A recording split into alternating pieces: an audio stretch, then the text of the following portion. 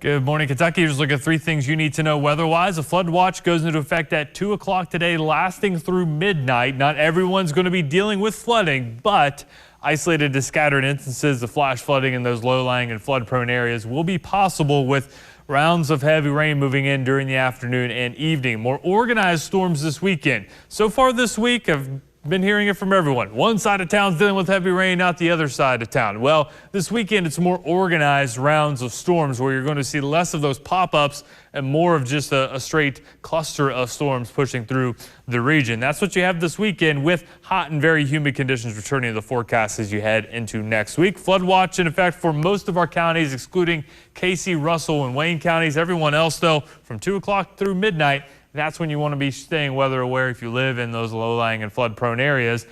Again, it's not going to be a widespread deal with flooding. We're going to see just some localized issues, but where we see multiple rounds of orange and red showing up on futurecasts moving over top of those areas, that's going to lead to that localized threat. Then by around midnight, right when the flood watch is set to expire, you will see some improvement, and then tomorrow we'll fire up more showers and storms as the frontal boundary stalls out over top of us, and then we'll be watching skies to our north and our west on Saturday. Again, more organized rain and storms possibly moving on in. So we'll keep you updated on that. For today, though, very muggy with rain and storms during the afternoon and into the evening hours. Those will be moving in potentially along a line out of the north and the northwest. Tonight, partly cloudy again after those rain and storms exit southern Kentucky by the late night hours. And looking at your full 7-day forecast, make sure you're staying weather aware this weekend. If you're camping this weekend, particularly along those bodies of water, make sure you're staying weather aware both Saturday and Sunday.